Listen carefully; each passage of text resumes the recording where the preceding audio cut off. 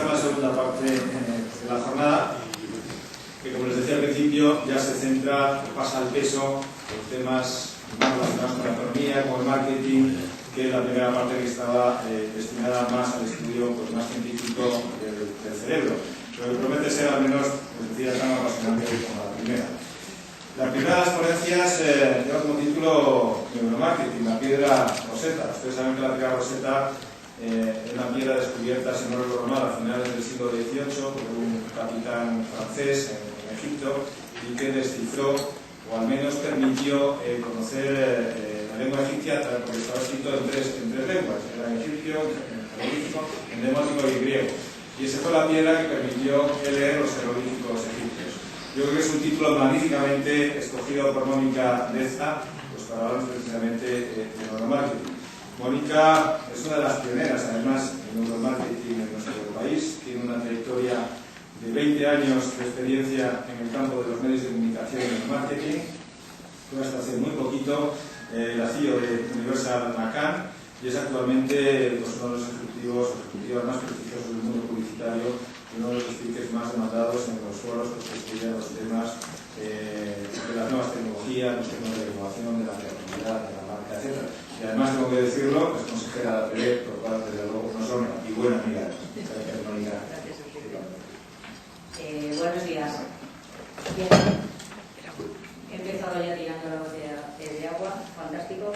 Bueno, vamos a ver después de las fantásticas ponencias de la mañana, muchísimo más científicas. Yo no soy científica, yo soy especialista en marketing y en publicidad.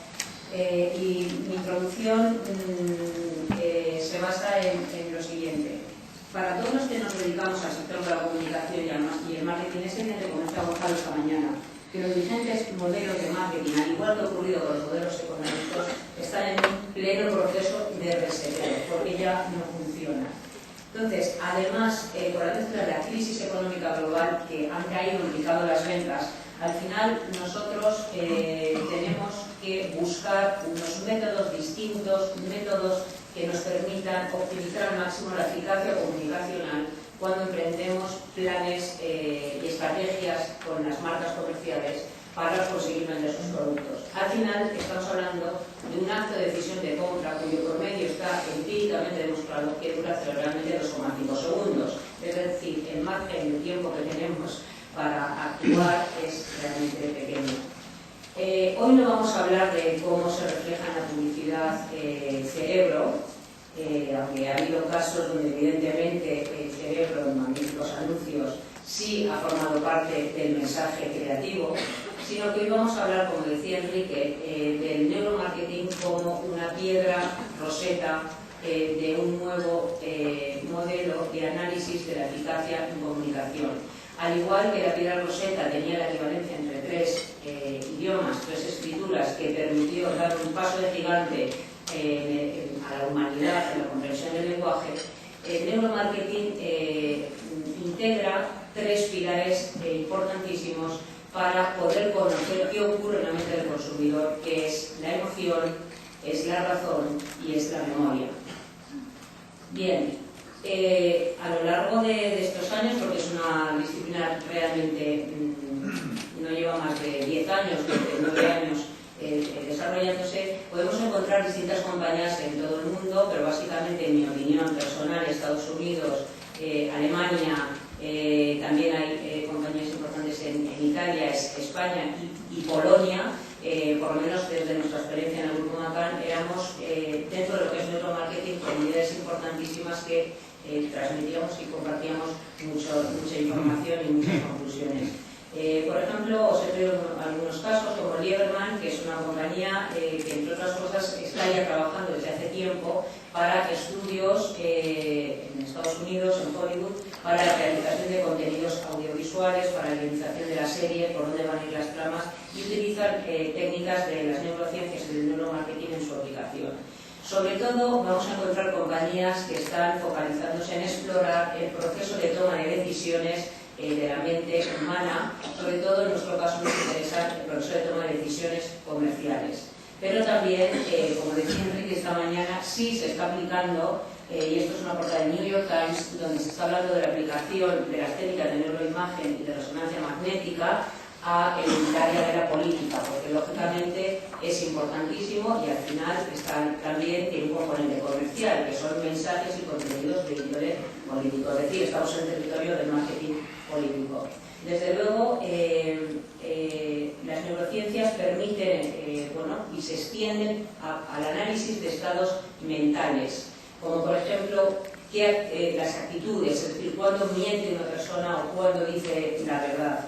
Aquí vemos en unas imágenes cerebrales cómo se activan determinadas zonas del cerebro en función de cuándo se está mintiendo o cuándo se está diciendo la verdad. Pero dando un paso más allá, también es verdad que es importantísimo la aplicación de las neurociencias para poder delimitar las intenciones de un ser humano. Entonces, en este campo, en este área, una vez más, la realidad llega a superar a la ficción. Si recordáis la famosa película de Steven Spielberg, protagonizada por Tom Cruise, Minority Report, donde se detenía a un asesino criminal antes de que cometiera determinado acto criminal, imaginemos, yo con mi mentalidad marketingiana estaría encantada de poder no detener, sino casi atrapar a los consumidores antes de que tuvieran la intención, si ellos pudieran saber la intención que tienen de comprar, o la necesidad de comprar determinado producto. Al final, quiero entroncar como introducción también al neuromarketing la situación de la comunicación y de la sociedad en la que vivimos con la necesidad y el desarrollo de las neurociencias. Sir Ken Robinson escribió un libro que se llama Out of Our Minds, que os recomiendo, donde él está investigando la implicación en la sociedad y sobre todo en el ser humano de la educación, de ese entorno medioambiental que decía el profesor Rica anteriormente, con el cual estoy totalmente de acuerdo. Mirad, cuando el 98% de los niños entre 3 y 5 años son potencialmente genios. Sin embargo, cuando sobrepasamos la barrera de los 20, menos del 2% somos ya genios. Entonces, lo que quiero decir con ello, ¿por qué perdemos y ya no somos genios con la edad? Pues hay un factor importantísimo que es la educación que nosotros recibimos, que ha sido básicamente cartesiana, donde se practicaba esa dualidad del hemisferio izquierdo al hemisferio derecho, de las emociones y de la razón. Educamos a las generaciones para que desarrollen el hemisferio izquierdo de la racionalidad y la parte sobre todo de la creatividad, de las emociones, que habitualmente se ubica más o se identifica más con el hemisferio derecho, pues no se trabaja tanto. Entonces, al final, la capacidad creativa y la capacidad emocional del individuo, que es lo que nosotros vamos a hablar aquí hoy, resalta como algo importantísimo a la hora de hacer una estrategia de marketing. El cerebro humano además tiene una capacidad limitada para la actividad consciente, que ya hemos venido hablando de ello a lo largo del día de hoy, y por ejemplo solo puede tener, según dicen los científicos, 7 unidades informativas simultáneamente, de manera consciente, con lo cual esa capacidad inmediata de manejar información de manera simultánea, está restringida, y el cerebro establece procesos de gestión de la información. Por ejemplo, casualmente preguntaros cuántas cifras tienen los números de teléfono. Tienen 7. Además de lo que es el contexto educacional y de la sociedad en la que vivimos, aparece otro factor, en mi opinión, importantísimo. Sumado a las revoluciones de Copérnico, de Darwin o de Descartes y de las neurociencias, para nosotros hay una revolución muy importante, incluso casi personalmente pienso que más importante por su consecuencia y su rapidez que la revolución industrial, que es la revolución tecnológica. Entonces, ¿esto por qué es relevante? ¿Por qué lo saco a colación? Bien, pues como decía Terry Seven, CEO de Yahoo, hace ya 4 años, y 4 años en nuestro mundo es una eternidad, en el mundo de la publicidad y del marketing. Él decía, yo tengo una hija de 20 y pico años que hace muchas cosas en Internet, tengo otro que lo hace todo en Internet, pero es que la pequeña vive en Internet. Bien, ¿dónde uno esto con los procesos cerebrales? Pues sí, la verdad es que os recomiendo un magnífico artículo de Nicholas Carr que dice que si Google nos está convirtiendo en idiotas, pero Internet está cambiando el modelo de pensamiento del ser humano. los procesos mentales, sobre todo el pensamiento profundo. Google, y os pido que hagáis un ejercicio conmigo, para algunos es entendido como un amplificador de la memoria humana. Es decir, si yo quiero buscar algo hace tiempo, me tenía que esforzar en recordar una dirección o recordar dónde estaba o el nombre de alguien o quién era. Pero ahora realmente sé que tengo un móvil, por ejemplo, conmigo, donde te creo cualquier tipo de información, inmediatamente tengo la respuesta. Hay dos corrientes de pensamiento. Una que dice que Internet y los buscadores y toda la información que realmente supera la capacidad humana de procesamiento de esa información va a ser un amplificador de las capacidades cognitivas del ser humano.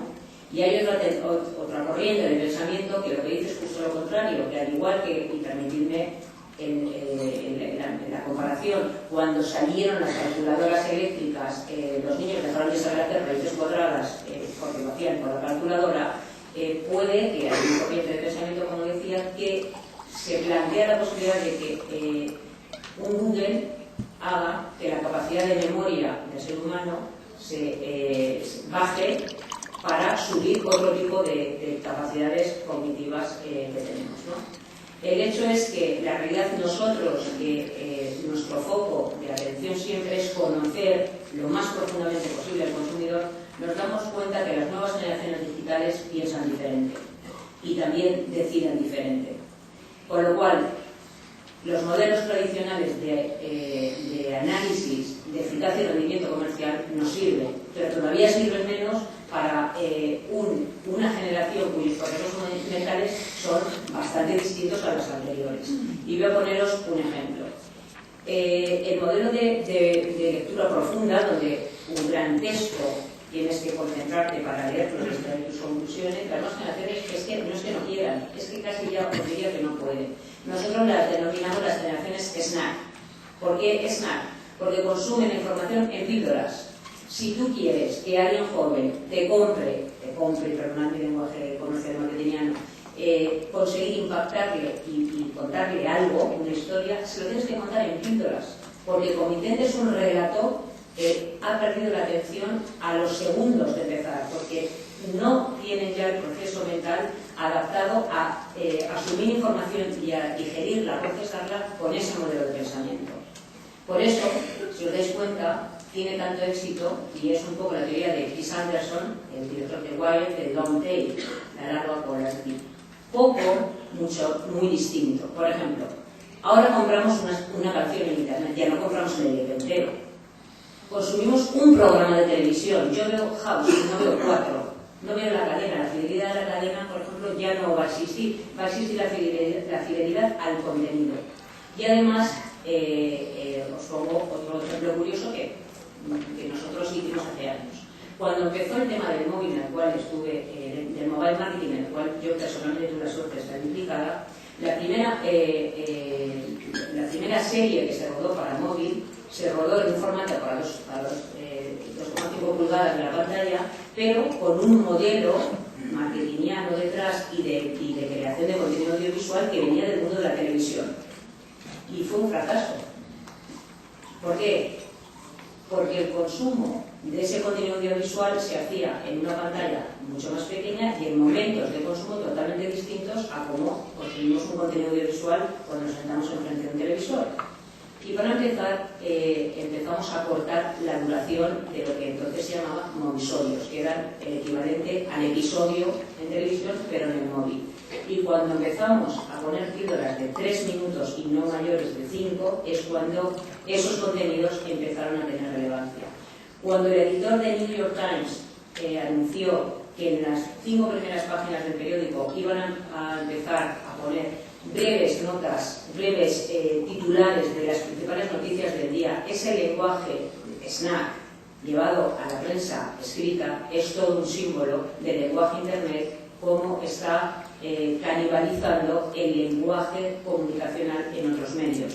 Y si no, pensar en la televisión, cuántos SMS, banners, pequeños bloques que están empezando a salir, que es el lenguaje que ha exportado desde internet a otros medios de comunicación. Estas nuevas generaciones que estamos hablando que piensan distinto, socializan de manera distinta. Os presento a Jorge. Jorge tiene su videoconsola donde él juega, él solo, contra la videoconsola, pero también tiene un alter ego virtual porque se llama Jedi Earth Speed en la red. Y tiene estos amigos.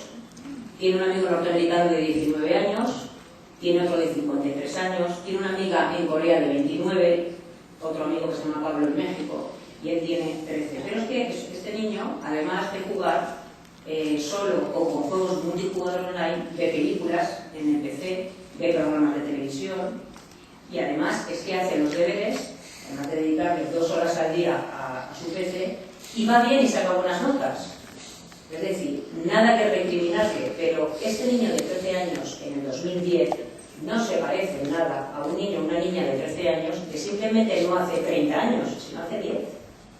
No tenían amigos virtuales multiculturales, ni el trasvaso de información y de conocimiento entre ellos era como es hoy y sobre todo como va a seguir siendo mañana. Por lo tanto, lo que no funciona ya es que si nosotros queremos que este niño, permitidme el ejemplo, adquiera como hábito determinada acción, vamos a tener que utilizar estrategias y métodos distintos y adaptados a su perfil y a su proceso de toma de decisiones y a su entorno medioambiental y de socialización. Ahora mismo, cualquier sábado por la mañana en un centro comercial, cada uno de nosotros tomamos más decisiones en una mañana que un hombre de neandertal en toda su vida. Y las decisiones las tomamos rápido. Las nuevas tecnologías están reprogramando, y esta es la conclusión, nuestro cerebro. Y nosotros, desde el punto de vista de marketing, nos damos cuenta y estamos actuando para aprender y para poder volver a coger las riendas de este tema. Al final, la neurociencia cognitiva y el neuromarketing nos ofrece un marco teórico. Ese marco teórico nos va a permitir interpretar los resultados a partir de la información que aportan las bases neuronales para explicar determinado comportamiento. Es decir, a nosotros lo que nos interesa es hacer tangible aquello que ocurre en el cerebro. Nosotros siempre necesitamos tangibilizar cualquier cosa que hacemos. Y por lo tanto, los ejemplos que vamos a ver hoy, os he traído también aplicaciones prácticas, cosas que nosotros hemos hecho y conclusiones a las que hemos llegado. ¿Qué es el neuromarketing entonces como definición general? Puede haber más, pero bueno, por ponernos un marco de referencia. El neuromarketing consiste en la aplicación de técnicas pertenecientes a la neurociencia cognitiva y aplicarlas al ámbito del marketing, estudiando los efectos que la publicidad tiene en el cerebro humano y en el importante rol de las emociones para conseguir adentrarse en la memoria. El único producto que existe, la única marca que existe, es la que está grabada en el disco duro cerebral. La marca que no está grabada en el disco duro de una persona no existe. ¿Qué objetivos tenemos en el neuromarketing? En primer lugar, conocer cómo traduce el cerebro los estímulos comerciales a los que disponemos al individuo. Queremos llegar a poder predecir la conducta del consumidor, para poder desarrollar modelos o estrategias de comunicación que sean eficaces para conseguir esos objetivos. Y también comprender los procesos cerebrales y satisfacer, incluso descubrir necesidades que a veces el propio individuo no sabe verbalizar. ¿Por qué? Por lo que comentábamos esta mañana, de que el 95% de la actividad y de las decisiones, sobre todo de compra, están en el subconsciente, no están en el consciente. Los inicios del neuromarketing, como de las neurociencias, pues que se ha hecho referencia en la doctora pasada esta mañana, pues nacen gracias a la fisiología y la medicina, bueno, por la invención y el desarrollo de la resonancia magnética nuclear, que obtuvo el premio Nobel en el año 2003, con lo cual veis que es relativamente muy reciente. Y el primer experimento al cual se ha referido Gonzalo Sánchez Taiz esta mañana, bueno, pues fue un neurocientífico en el año 2003, Monta, que se inspiró en la campaña de desafío de Pepsi y lo que hizo fue, utilizando tomógrafos, pues encontró, bueno, pues que ante la posibilidad de beber 2 refrescos de cola que no estaban identificados por marca, ninguna, bueno, pues se activaba el sistema de recompensas cerebral en los individuos que las bebían. Bien, pues en ese caso la respuesta cerebral sobre los que bebían Pepsi era 5 veces mayor que los que bebían Coca-Cola. Sin embargo, el gran descubrimiento no fue este. El gran descubrimiento fue cuando se marcaron los productos y cuando el individuo sabía que lo que estaba bebiendo era Coca-Cola o lo que estaba bebiendo era Pepsi, el 75% eligió Coca-Cola. Eso lo que hizo fue demostrar con este experimento el poder de la marca. La marca que marca al cerebro, que se marca en el cerebro a fuego. Entonces, la conclusión principal de este neurocientífico era que el cerebro recapitula las imágenes generadas por la marca e incluso superan a la calidad o al gusto presente en el producto. Es decir, puede variar el poder emocional que puede tener una marca en nosotros, incluso nuestra percepción sensorial, por ejemplo, del gusto o de la calidad. Entonces, ahora bien, la parte segunda es muy importante, que es ¿cómo podemos conocer cuáles son las cualidades que hacen poderosa una marca versus su competencia? La primera vez que leí o oí hablar del neuromarketing fue a Gerald Zalman, profesor de Harvard, y él argumentaba el siglo vigente hoy que el 95% de lo que pensamos se sitúa en el inconsciente. Por lo tanto, nosotros, todas las personas que investigamos en la área del neuromarketing, al final estamos buscando sacar a la luz, sacar como conclusión los deseos de nuestros consumidores y comprender la mente del consumidor. Más pioneros, pues, por ejemplo, Brighthouse es una consultora que está en Atlanta y trabaja con algunas de las principales compañías en Estados Unidos haciendo experimentos de neuromarketing, como por ejemplo con Coca-Cola. Por cierto, que en España nosotros estamos absolutamente al nivel como puedan estar en otros países. Aquí somos igual de primeros.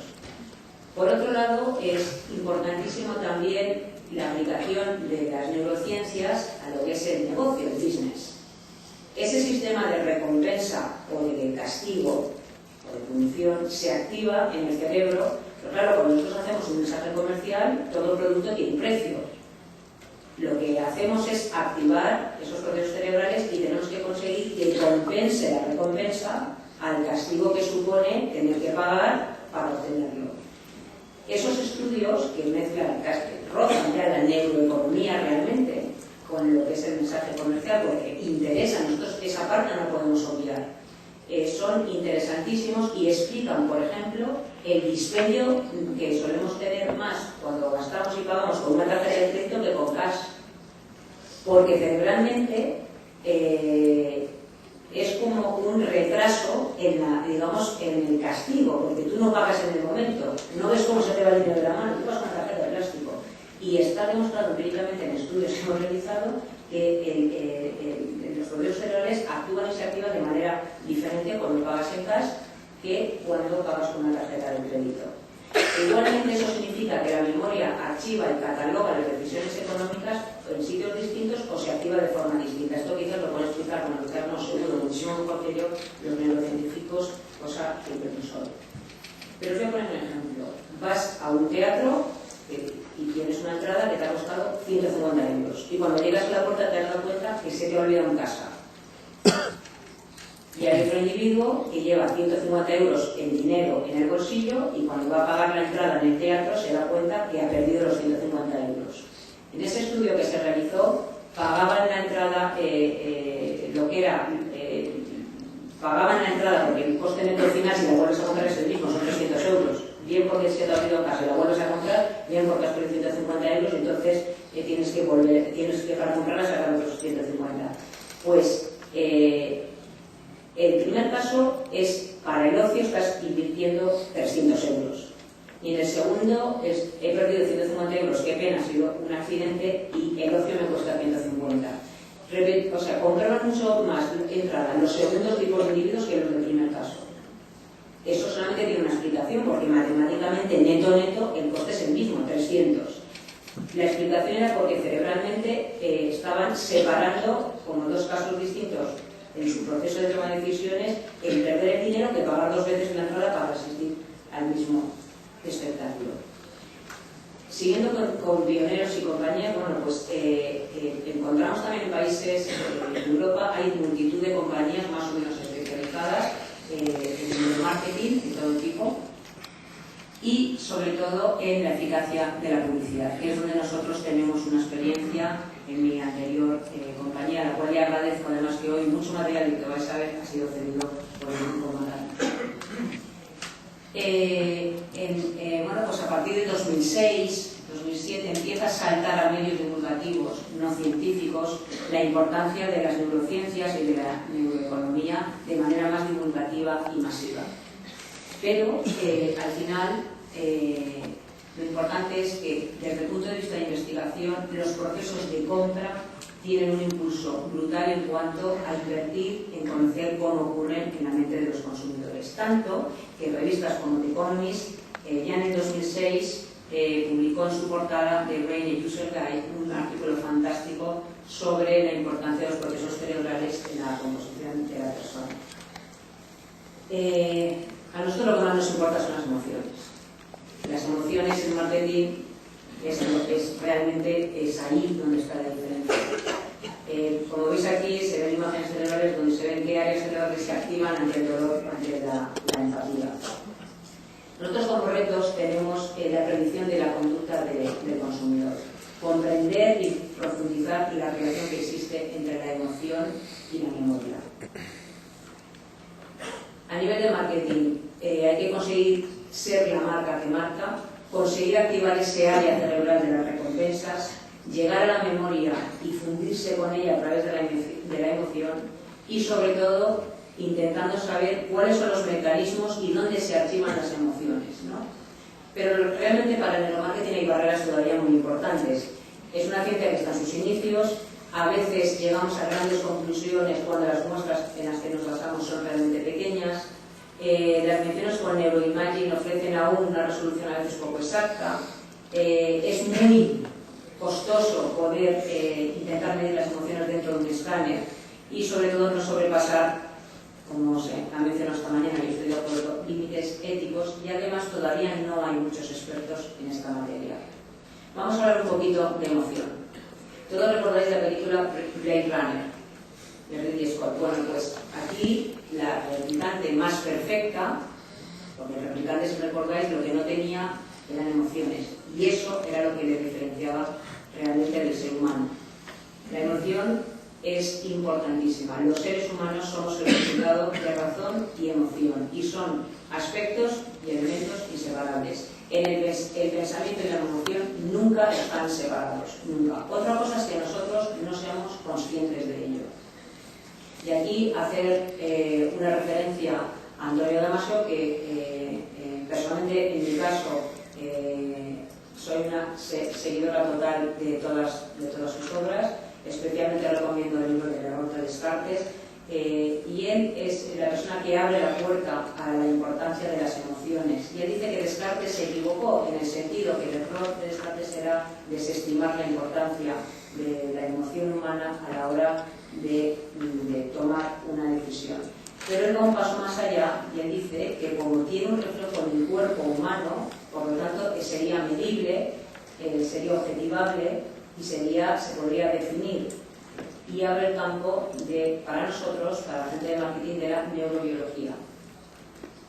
Entonces, como hemos visto anteriormente, en el cerebro ya están clasificados zonas y áreas que están relacionadas con distintas funciones cognitivas. Nosotros en neuromarketing siempre nos vamos a fijar en aquellas que tengan relación con los procesos de compra y con los procesos de emoción. Y aquí hacer una mención que a mí me resultó curiosa, que es que existen también diferencias de género. Siempre decimos que las mujeres somos más emocionales. Parece ser, aunque creo que hay un grupo de científicos que están algo de otros que no. Aquí vemos lo que denominaba antes la doctora Pastor, la amígdala. Pues parece ser que la zona emocional en los cerebros femeninos es más grande que los masculinos, que están más orientados a la acción. A lo mejor por eso las mujeres somos más emocionales normalmente. La atención.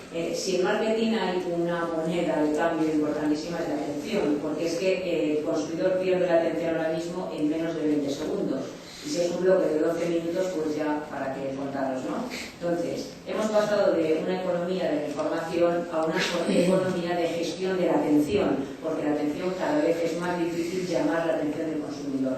Y además, las barreras que traen las nuevas generaciones ya vienen, digamos, de serie, preparados ante los estímulos audiovisuales y comerciales porque han nacido en ese entorno, con lo cual es muy importante para nosotros saber llamar la atención y mantenerla, por lo menos el tiempo suficiente. Por otro lado está el tema de la percepción. La percepción, ante la misma imagen, ante el mismo estímulo, podemos ver cosas distintas, podemos entender cosas distintas y por lo tanto nuestra reacción va a ser diferente. Esto en marketing comercial es importantísimo, saber cuál es la reacción más probable que haya ante un determinado estímulo comercial. Por otro lado, hay estudios que ya también nos pueden demostrar que se activan zonas del cerebro distintas cuando estás reconociendo, por ejemplo, sitios, o cuando estás reconociendo caras, o por ejemplo, cuando ves a color o cambias el entorno y el cerebro todo esto lo percibe y activa y desactiva determinadas zonas. La parte de la memoria. Esto es un ejemplo donde vemos tanto para cuando a un individuo se le expone a un estímulo donde ve caras, se le activan determinadas zonas cerebrales y cuando ve sitios concretos, pues otras, o las mismas o de manera distinta. El descubrimiento es que cuando no las ve, sino que las recuerda, se activan exactamente las mismas zonas. Eso es importantísimo, porque ese primer estímulo graba en la memoria inconsciente una serie de emociones que cuando vuelves a pensar en ese estímulo, que puede ser una marca, se reactivan y lo hacemos de manera inconsciente. Aquí esto es un ejemplo que os he traído donde se enseña el producto, luego aparece el precio y luego aparece la elección de si lo compro o no lo compro y cómo se va estudiando qué áreas cerebrales se van, digamos, encendiendo o apagando, y perdonad que sea tan coloquial utilizando este verbo, en función del estímulo comercial que está siendo expuesto en el individuo. Llegamos a la parte de recuerdo. Bien, tenemos la sensación de que cuanto más joven eres, tienes más neuronas, tienes un tejido neuronal más perfecto, menos, digamos, gastado o desgastado, y por lo tanto se supondría que recuerdas mucho más. Bueno, pues eso no es así exactamente.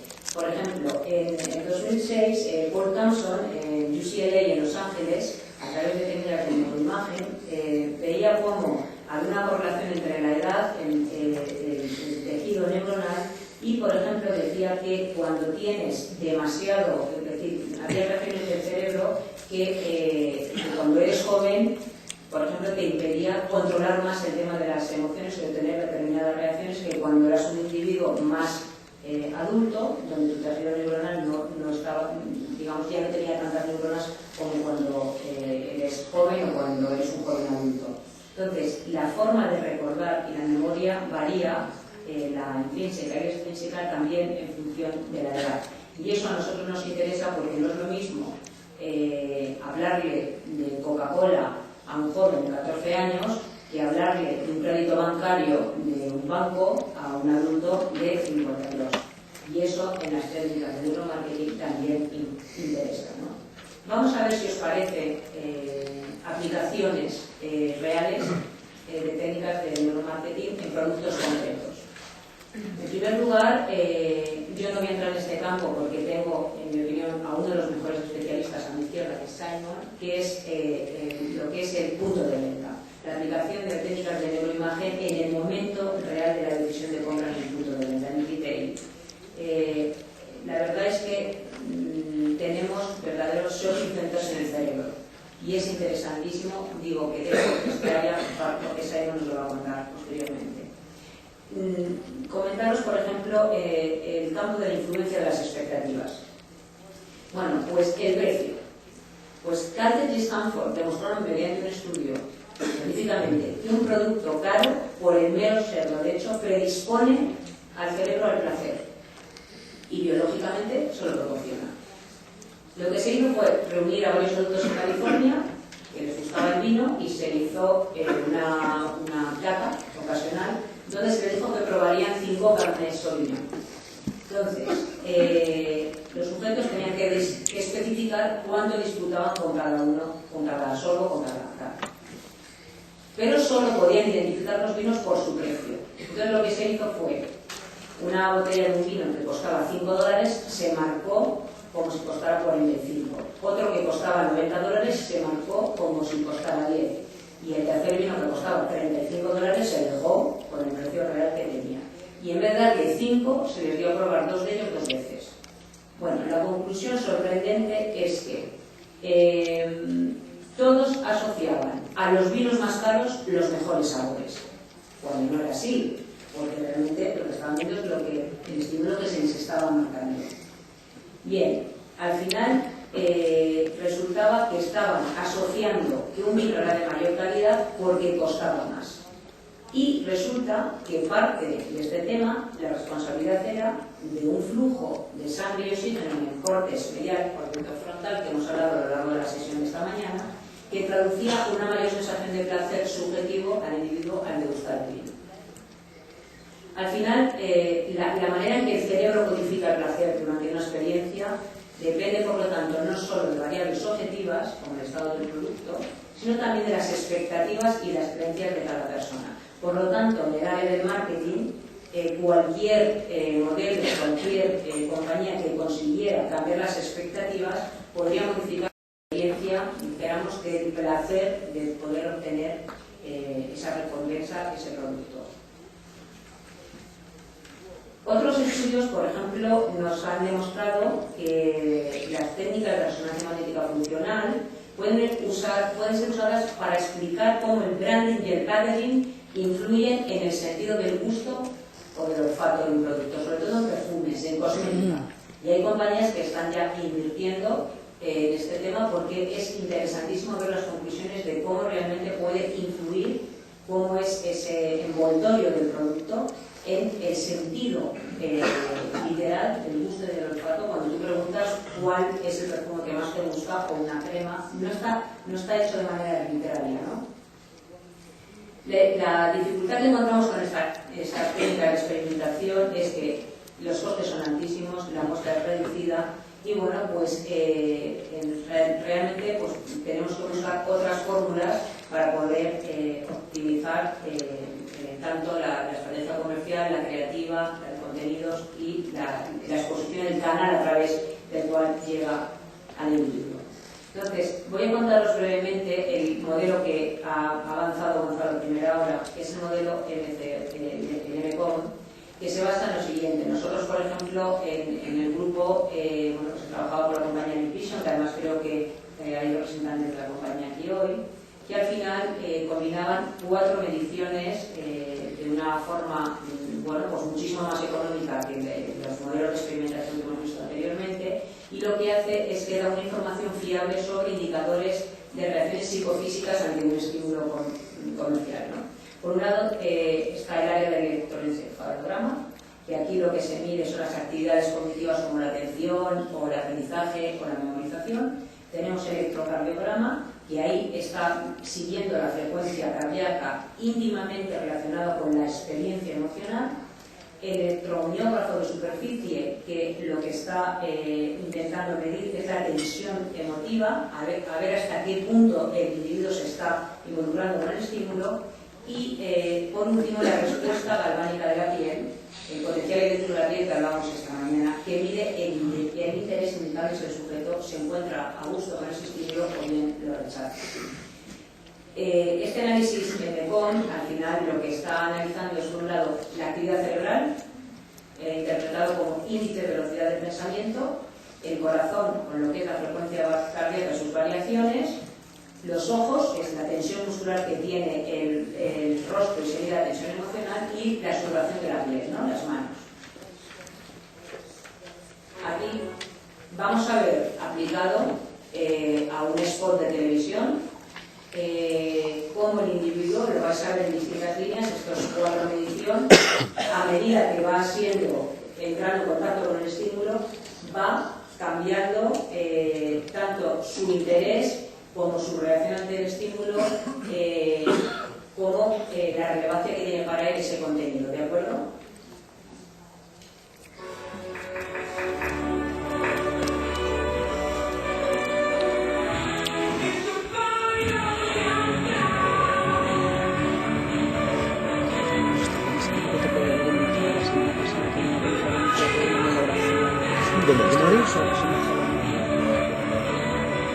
Voy menos a Barcelona porque vivía en Río. Tiene el premio más heavy de la 11 con el extra verano. 20 millones de euros el 15 de agosto. Esto va a ser caña.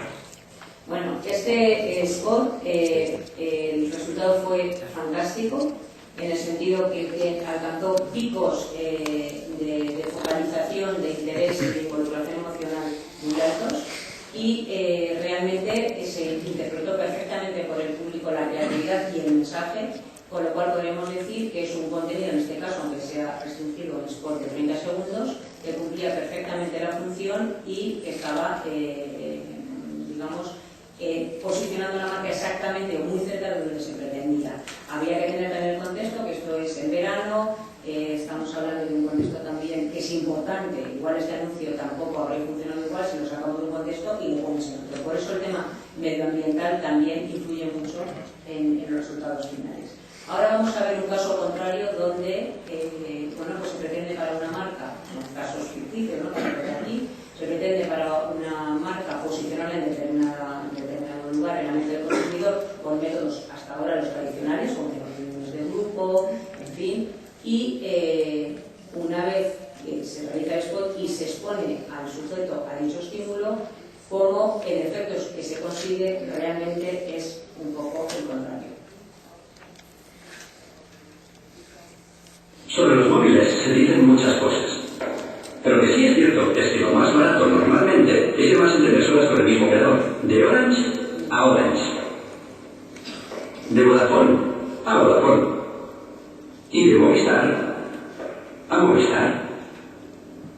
Y como hay más de 22 millones de Movistar, si tú también lo eres, puedes llamar a mucha más gente a mejor precio. Lo de como somos más, pagamos menos. Y ahora, si te venís a Movistar, más de 22 millones de personas te dan la bienvenida con este Nokia 6120. Bien, aquí ese posicionamiento ideal estaba en el territorio de la serenidad, de la euforia, del placer. Pues realmente lo que se consiguió en la mente del individuo pues estaba más bien en opresión, el prejuicio, el jefe, en fin. Con lo cual, bueno, pues estas nuevas técnicas permiten la corrección de los mensajes y de cómo actúan realmente. Porque aquí no es lo que declara el individuo, es realmente lo que piensa, que es mucho más interesante. Yo, como vamos un poco, voy un poquito por el tiempo, simplemente dar una nota que dentro del neuromarketing también es importante no solo los contenidos, sino el canal a través del cual le llegan al consumidor. Y que ahí, bueno, pues se están estudiando y se están haciendo experimentos y experimentaciones sobre la eficacia que tiene el canal. Tanto la radio, como puede ser la televisión, como puede ser searching, como puede ser buscadores, como puede ser internet o puede ser el móvil. Entonces, al final, bueno, pues según el objetivo que busquemos y el posicionamiento que se busque con una determinada estrategia, puede ser que con estas técnicas veamos que un canal es más óptimo o menos según para qué. Si es para conseguir penetrar rápidamente y conseguir emociones cuando por ejemplo es un mensaje más agresivo o bien está más dedicado a la parte racional, etc. Pero que son puertas que se han abierto, pero queda muchísimo por hacer. Y por último, y termino, y finalizo ya por cuestiones de tiempo, creo que es importantísimo que no olvidemos que tenemos de lado la neuroética. La neuroética en el sentido, bueno, el doctor Jiménez Amaya, catedrático de la Facultad de Medicina de la Universidad Autónoma de Madrid, acaba de publicar un libro al respecto. La neuroética es una responsabilidad y un deber para todos los que, toda la comunidad científica y la no científica, pero que utilizamos estas técnicas, que debemos también avanzar de forma paralela, puesto que es una responsabilidad de todos. Y con esto simplemente deciros que desde el primer papiro que se encontró hace 3000 años, que hablaba de los procesos cerebrales y del cerebro, escrito por Imhotep, un famoso médico y arquitecto egipcio. Hasta hoy pues se ha avanzado mucho, pero queda muchísimo más por avanzar. Muchísimas gracias.